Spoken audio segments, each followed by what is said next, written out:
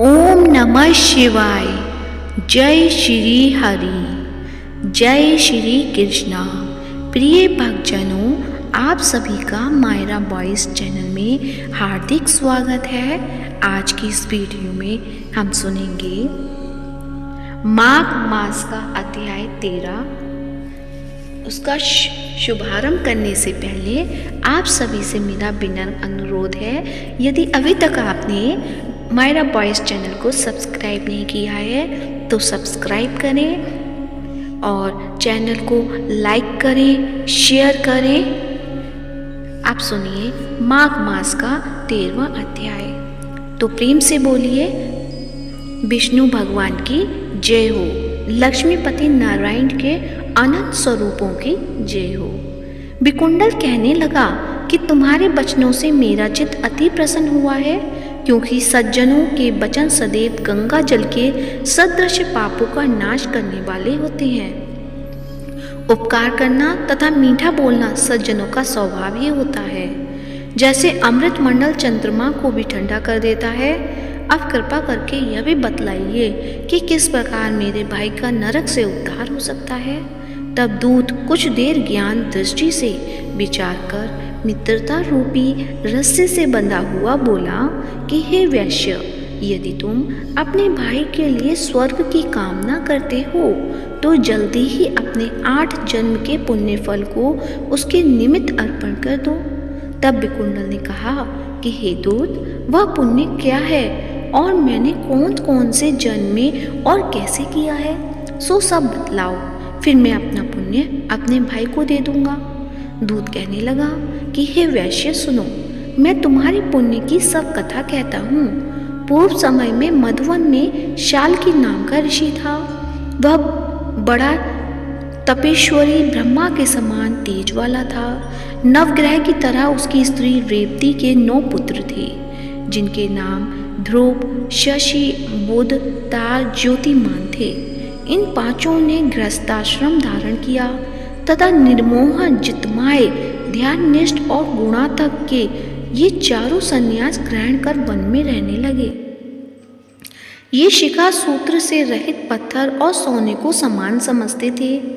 जो कोई अच्छा या बुरा उनको अन्न देता वही खा लेते, और कोई कैसा ही कपड़ा दे देता उसको ही पहन लेते। सदैव ब्रह्म के ही ध्यान में लगे रहते। इन 4 ने व्रत, शीत, निद्रा और आहार सबको जीत लिया। बस चर अचर को विष्णु रूप समझते हुए मौन धारण करके संसार में विचरते थे। ये 4 महात्मा तुम्हारे घर आए। जब तुमने मध्याह्न के समय भूखे प्यासे इनको आंगन में देखा तो तुमने गदगद कंठ से आंखों में आंसू भरकर इनको नमस्कार करके इनका बड़ा आदर सत्कार किया। इनके चरणों को धोकर बड़े प्रेम से तुम इनसे कहने लगे कि आज मेरा अहोभाग्य है, आज मेरा जन्म सफल हुआ, मुझ पर भगवान प्रसन्न हुए, मैं सनाथ हुआ, मेरे माता पिता, पत्नी, पुत्र, गौ आदि सभी धन्य हैं, जो आज मैंने हरि के सदृश आपके दर्शन किए। सो हे वैश्य, इस प्रकार तुमने श्रद्धा से उनका पूजन किया और चरण धोकर जल को मस्तक से लगाया। फिर विधि पूर्वक इनका पूजन करके तुमने इन सन्यासियों को भोजन कराया। इन सन्यासियों ने भोजन करके रात को तुम्हारे घर में विश्राम किया और ब्रह्मा के ध्यान में लीन हो गए। इन सन्यासियों के सत्कार से जो पुण्य तुमको मिला सो मैं भी कहने में असमर्थ हूँ, क्योंकि सब भूतों में प्राणी श्रेष्ठ है। प्राणियों में बुद्धि वाले, बुद्धि वालों में मनुष्य, मनुष्य में ब्राह्मण, विद्वानों में पुण्यात्मा और पुण्यात्माओं में ब्रह्मज्ञानी सर्वश्रेष्ठ है। ऐसी संगति से बड़े बड़े पाप नष्ट हो जाते हैं। यह पुण्य तुमने अपने पहले 8वें जन्म में किया था। सो यदि तुम अपने भाई को नरक से मुक्त कराना चाहते हो तो यह पुण्य दे दो। सो दूत के ऐसे वाक्य सुनकर उसने प्रसन्न चित्त से अपना पुण्य अपने भाई कुंडल को दे दिया और वह नरक से मुक्त हो गया। और दोनों भाई देवताओं से पूजित किए गए। तब दूत अपने स्थान को चला गया। इस प्रकार वैश्य के पुत्र विकुंडल ने अपना पुण्य देकर अपने भाई को नरक की यातना से छुड़वाया। सो हे राजन, जो कोई इस इतिहास को पढ़ता या सुनाता है वह 1000 गौदान का फल प्राप्त करता है। तो प्रेम से बोलिए विष्णु भगवान की जय हो। माघ मास का मातम यहीं पर समाप्त होता है। आप सुनते हैं श्रीमद् भगवत पुराण का आगे का अध्याय। तो प्रेम से बोलिए विष्णु भगवान की जय हो, श्री हरि की जय हो। श्री सुखदेव जी कहते हैं, परीक्षित जरासंध ने अनायास ही 20,800 राजाओं को जीतकर पहाड़ों की घाटी में एक किले के भीतर कैद कर रखा था। भगवान श्री कृष्ण के छोड़ देने पर जब वे वहां से निकले तब उनके शरीर और वस्त्र मैले हो रहे थे। वे भूख से दुर्बल हो रहे थे और उनके मुंह सूख गए थे। जेल में बंद रहने के कारण उनके शरीर का एक एक अंग ढीला पड़ गया था। वहां से निकलते ही उन नरपतियों ने देखा कि सामने भगवान श्री कृष्ण खड़े हैं। वर्षाकालीन मेघ के समान उनका सांवला सलोना शरीर है और उस पर पीले रंग का रेशमी वस्त्र फहरा रहा है। 4 भुजाएं हैं जिसमें गदा, शंख, चक्र और कमल सुशोभित है। वक्ष स्थल पर सुनहरी रेता से वत्स का चिन्ह है और कमल के भीतरी भाग के समान कोमल रत्नारे नेत्र हैं। सुंदर वदन, प्रसन्नता का सदन, कानों में मकराकृति कुंडल झिलमिला रहे हैं। सुंदर मुकुट, मोतियों का हार, कड़े, करधनी और बाजूबंद अपने अपने स्थान पर शोभा पा रहे हैं। गले में कौस्तुभ मणि जगमगा रही है और वनमाला लटक रही है।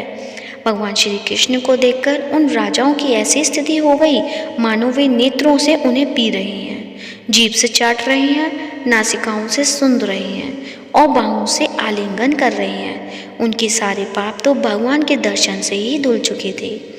उन्होंने भगवान श्री कृष्ण के चरणों पर अपना सिर रखकर प्रणाम किया। भगवान श्री कृष्ण के दर्शन से उन राजाओं को इतना अधिक आनंद हुआ कि कैद में रहने का क्लेश बिल्कुल जाता रहा है। वे हाथ जोड़कर विनम्र वाणी से भगवान श्री कृष्ण की स्तुति करने लगे। राजाओं ने कहा, शरणागतों के सारे दुख और भय हल लेने वाले देवेश्वर, सच्चिदानंद स्वरूप अविनाशी श्री कृष्ण, हम आपको नमस्कार करते हैं। आपने जरासंध के कारागार से तो हमें छुड़ा ही दिया, अब इस जन्म मृत्यु घोर संसार चक्र से भी छुड़ा दीजिए, क्योंकि हम संसार में दुख का कटु अनुभव करके उससे ऊब गए हैं और आपकी शरण में आए हैं। प्रभु, अब आप हमारी रक्षा कीजिए। मधुसूदन हमारे स्वामी, हम मगध राज जरासंध का कोई दोष नहीं देखते। भगवान, यह तो आपका बहुत बड़ा अनुग्रह है कि हम राजा कहलाने वाले लोग राज्य लक्ष्मी से च्युत कर दिए गए हैं, क्योंकि जो राजा अपने राज्य ऐश्वर्य की मद से उन्मुक्त हो जाता है उसके सच्चे सुख की कल्याण की प्राप्ति कभी नहीं हो सकती। वह आपकी माया से मोहित होकर अनित्य संपत्तियों को ही अचल मान बैठता है। जो मूर्ख लोग मृगतृणा के जल को ही जलाशय मान लेते हैं, वैसे ही इंद्रिय लोलुप और अज्ञानी पुरुष भी इस परिवर्तनशील माया को सत्य वस्तु मान लेते हैं। भगवान, पहले हम लोग धन संपत्ति के नशे में चूर होकर अंधे हो रहे थे। इस पृथ्वी को जीत लेने के लिए एक दूसरे की होड़ करते थे और अपने ही प्रजा का नाश करते रहते थे। सचमुच हमारा जीवन अत्यंत क्रूरता से भरा हुआ था और हम लोग इतने अधिक मतवाले हो रहे थे कि आप मृत्यु रूप से हमारे सामने खड़े हैं, इस बात की भी हम तनिक परवाह नहीं करते थे। सच्चिदानंद स्वरूप श्री कृष्ण काल की गति बड़ी गहन है। वह इतना बलवान है कि किसी के टाले नहीं टलता। क्यों ना हो, वह आपका शरीर ही तो है। अब उसने हम लोगों को श्रीहीन निर्धन कर दिया है। आपकी अहेतुक अनुकंपा से हमारा घमंड चूर चूर हो गया। अब हम आपके चरण कमलों का स्मरण करते हैं। विभो, यह शरीर दिनों दिन क्षीण होता जा रहा है। रोगों की तो यह जन्मभूमि ही है। अब हमें इस शरीर से भोगे जाने वाले राज्य की अभिलाषा नहीं है, क्योंकि हम समझ गए हैं कि वह मृगतृणा के जल के समान सर्वदा मिथ्या है। यही नहीं, हमें कर्म के फल स्वर्गादि लोगों की भी जो मरने के बाद मिलते हैं इच्छा नहीं है, क्योंकि हम जानते हैं कि वे निस्सार हैं, केवल सुनने में ही आकर्षक जान पड़ते हैं। अब हमें कृपा करके आप वह उपाय बतलाइए जिससे आपकी चरण कमलों की विस्मृति कभी न हो, सर्वदा स्मृति बनी रहे, चाहे हम संसार की किसी भी योनि में जन्म क्यों न लेना पड़े। प्रणाम करने वालों की क्लेश का नाश करने वाले श्री कृष्ण वसुदेव हरि परमात्मा एवं गोविंद के प्रति हमारा बारंबार नमस्कार है। श्री सुखदेव जी कहते हैं, परीक्षित कारागार से मुक्त राजाओं ने जब इस प्रकार करुणा बरुणालय भगवान श्री कृष्ण की स्तुति की, तब शरणागत रक्षक प्रभु ने बड़ी मधुर वाणी से उनसे कहा। भगवान श्री कृष्ण ने कहा, नरपतियों, तुम लोगों ने जैसा इच्छा प्रकट की है उसके अनुसार आज से मुझ में तुम लोगों की निश्चय ही सुदृढ़ भक्ति होगी। यह जान लो कि मैं सबका आत्मा और सबका स्वामी हूँ। नरपतियों, तुम लोगों ने जो निश्चय किया है वह सचमुच तुम्हारे लिए सौभाग्य और आनंद की बात है। तुम लोगों ने मुझसे जो कुछ कहा है वह बिल्कुल ठीक है, क्योंकि मैं देखता हूँ कि धन संपत्ति और ऐश्वर्य के मद से चूर होकर बहुत से लोग उल्लंघन और मतवाले हो जाते हैं। हे नहुष, वैन, रावण, नरकासुर आदि अनेकों देवता, दैत्य और नरपति श्रीमद के अपने स्थान से पद से च्युत हो गए। तुम लोग यह समझ लो कि शरीर और इसके संबंधी पैदा होते हैं, इसलिए उनका नाश भी अवश्य भावी है, अतः उनमें आसक्ति मत करो। बड़ी सावधानी से मन और इंद्रियों को वश में रखकर यज्ञों के द्वारा मेरा यजन करो और धर्मपूर्वक प्रजा की रक्षा करो। तुम लोग अपनी वंश परंपरा की रक्षा के लिए, भोग के लिए नहीं, संतान उत्पन्न करो और प्रारब्ध के अनुसार जन्म, मृत्यु, सुख, दुख, लाभ, हानि जो कुछ भी प्राप्त हो उन्हें समान भाव से मेरा प्रसाद समझकर सेवन करो और अपना चित्त मुझ में लगाकर जीवन बिताओ। देह और देह के संबंधियों से किसी प्रकार की आसक्ति न रखकर उदासीन रहो। अपने आप में, आत्माओं में ही रमण करो। भजन तथा आश्रम के योग्य व्रतों का पालन करते रहो। अपना मन भली भांति मुझ में लगाकर अंत में तुम लोग मुझ ब्रह्म स्वरूप को ही प्राप्त हो जाओगे। श्री सुखदेव जी कहते हैं, परीक्षित भुवनेश्वर भगवान श्री कृष्ण ने राजाओं को यह आदेश देकर उन्हें स्नान आदि कराने के लिए बहुत से स्त्री पुरुष नियुक्त कर दिए। परीक्षित जरासंध के पुत्र सहदेव से उनको रजोचित्र वस्त्र, आभूषण, माला, चंदन आदि दिलवाकर उनका खूब सम्मान करवाया। जब वे स्नान करके वस्त्राभूषणों से सुसज्जित हो चुके, तब भगवान ने उन्हें उत्तम उत्तम पदार्थों का भोजन करवाया और पान आदि विविध प्रकार के राजोचित भोग दिलवाए। भगवान श्री कृष्ण ने इस प्रकार उन बंदी राजाओं को सम्मानित किया। अब वे समस्त क्लेशों से छुटकारा पाकर तथा कानों में जिल मिलाते हुए सुंदर सुंदर कुंडल पहनकर ऐसे शोभायमान हुए जैसे वर्षा ऋतु के अंत में जाने पर तारे। फिर भगवान श्री कृष्ण ने उन्हें सुवर्ण और मणियों से भूषित एवं श्रेष्ठ गुणों से युक्त रथों पर चढ़ाया, मधुर वाणी से तृप्त किया और फिर उन्हें उनके देशों को भेज दिया। इस प्रकार उदार शिरोमणि भगवान श्री कृष्ण ने उन राजाओं को महान कष्ट से मुक्त किया। अब वे जगतपति भगवान श्री कृष्ण के रूप, गुण और लीलाओं का चिंतन करते हुए अपनी अपनी राजधानी चले गए। वहां जाकर उन लोगों ने अपनी अपनी प्रजा से परम पुरुष भगवान श्री कृष्ण की अद्भुत कृपा और लीला कह सुनाई और फिर बड़ी सावधानी से भगवान के आज्ञानुसार वे अपना जीवन व्यतीत करने लगे। परीक्षित, इस प्रकार भगवान श्री कृष्ण भीमसेन के द्वारा जरासंध का वध करवाकर भीमसेन और अर्जुन के साथ जरासंधन सहदेव से सम्मानित होकर इंद्रप्रस्थ के लिए चले। उन विजयी वीरों ने इंद्रप्रस्थ के पास पहुंचकर अपने अपने शंख बजाए, जिससे इनके इष्ट मित्रों को सुख और शत्रुओं को बड़ा दुख हुआ। इंद्रप्रस्थ निवासियों का मन उस शंख धनुष को सुनकर खिल उठा। उन्होंने समझ लिया कि जरासंध मर गया और अब राजा युधिष्ठिर का राजसूय यज्ञ करने का संकल्प एक प्रकार से पूरा हो गया। भीमसेन, अर्जुन और भगवान श्री कृष्ण ने राजा युधिष्ठिर की वंदना की और वह सब कृत्य कह सुनाया जो उन्हें जरासंध के वध के लिए करना पड़ा था। धर्मराज युधिष्ठिर भगवान श्री कृष्ण के इस परम अनुग्रह की बात सुनकर प्रेम से भर गए। उनके नेत्रों से आनंद के आंसुओं की बूंदें टपकने लगी और वे उनसे कुछ भी ना कह सके। तो प्रेम से बोलिए विष्णु भगवान की जय हो। यहीं पर श्रीमद् भगवत पुराण को विराम दिया जाता है। आगे का अध्याय कल के अध्याय में सुनने को मिलेगा। तो प्रेम से बोलिए विष्णु भगवान की जय हो, जगत के पालनहार की जय हो। अब सुनते हैं लपसी तपसी की कहानी। इस कहानी को सभी कथा के बाद अवश्य पढ़ना चाहिए। तो आइए सुनते हैं लपसी और तपसी की कहानी। एक समय की बात है, एक छोटे से गांव में दो दोस्त रहते थे जिनका नाम लपसी और तापसी था। तपसी हमेशा भगवान की श्रद्धा में लीन रहता था और लपसी सवा सेर की लापसी बनाकर भगवान को भोग चढ़ाता था। एक दिन दोनों इस बात के लिए बहस करने लगते हैं कि दोनों में बड़ा कौन है। तपसी बोलता है कि मैं रोज भगवान की पूजा करता हूँ, इसलिए मैं बड़ा हूँ। उधर लपसी कहता है कि मैं रोज भगवान को भोग लगाता हूँ, इसलिए मैं बड़ा हूँ। उसी वक्त नारद जी वहाँ से गुजर रहे थे। उन्होंने देखा कि लपसी और तपसी दोनों किसी चीज़ को लेकर बहस कर रहे हैं। उन्होंने उन दोनों से पूछा कि तुम क्यों लड़ रहे हो। उन दोनों ने अपने बड़े होने के कारण बताया। फिर नारद जी बोले कि इस बात का फैसला मैं कर सकता हूँ कि कौन बड़ा है। अगले दिन वह दोनों नहा धोकर अपने अपने काम में लग गए। फिर नारद जी चुपके से आए और तपसी के सामने 1.25 करोड़ की अंगूठी रख दी ताकि वह जान सके कि तपसी के मन में कितना लालच है। जब तपसी की नज़र उस अंगूठी पर पड़ी तब उसने चुपचाप उससे अपने पैर के नीचे छिपा लिया। फिर नारद जी ने लपसी के सामने अंगूठी रखी। अंगूठी पाकर उसने सोचा कि यह अंगूठी तो बहुत महंगी लग रही है, यह जिस किसी की होगी वह बहुत परेशान होगा। फिर वह बाहर जाकर उसके असली मालिक को खोजने लगा, लेकिन वह नहीं मिला। तो लपसी ने उस अंगूठी को अपने गाँव के मुखिया को दे दिया,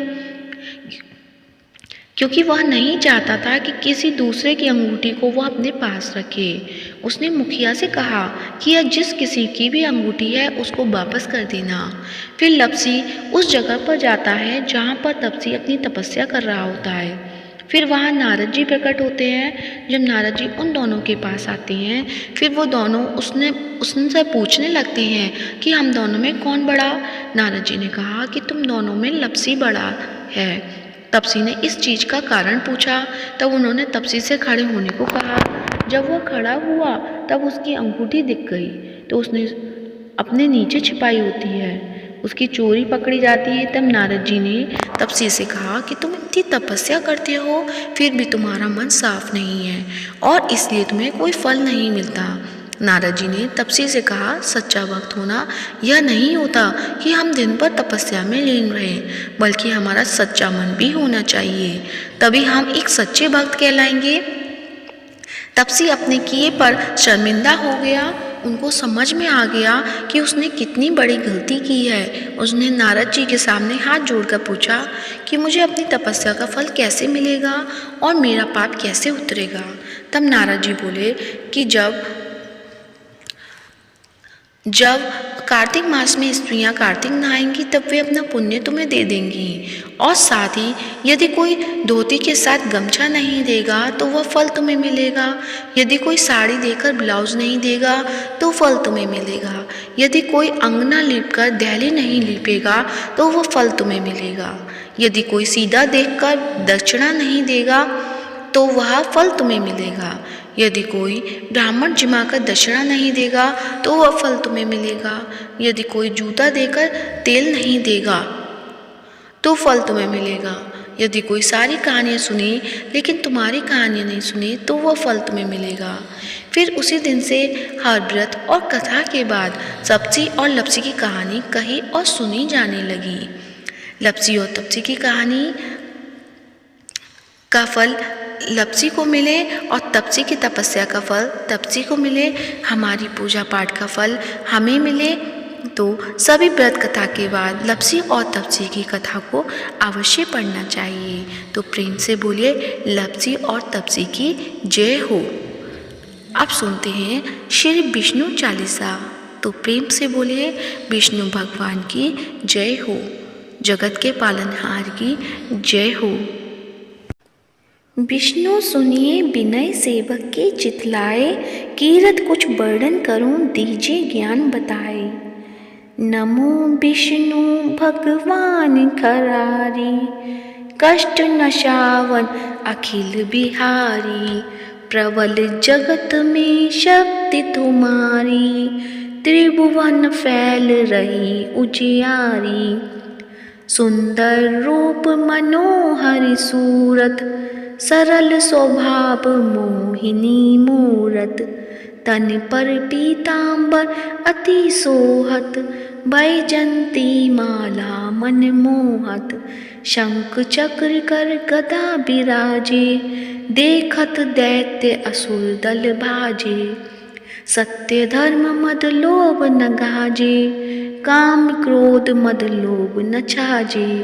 संत भक्त सज्जन मन रंजन, दनुज असुर दुष्टन दल गंजन।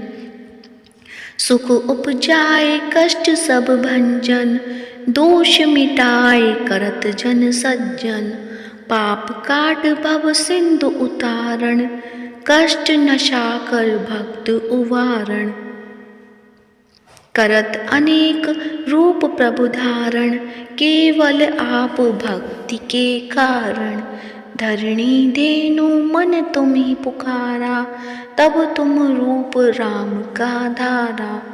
भार उतार असुर दल मारा, रावण आदिक को सहारा।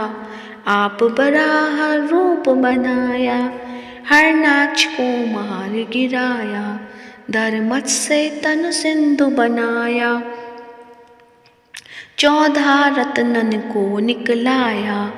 अमिलक असुरन द्वंद मचाया, रूप मोहिनी आप दिखाया। देवन को अमृत पान कराया, असुरन को छवि से बहलाया।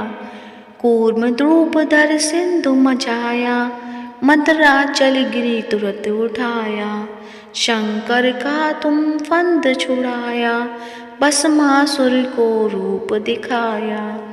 वेदन को जब असुर डुबाया, कर प्रबंध उन्हें ढूंढवाया।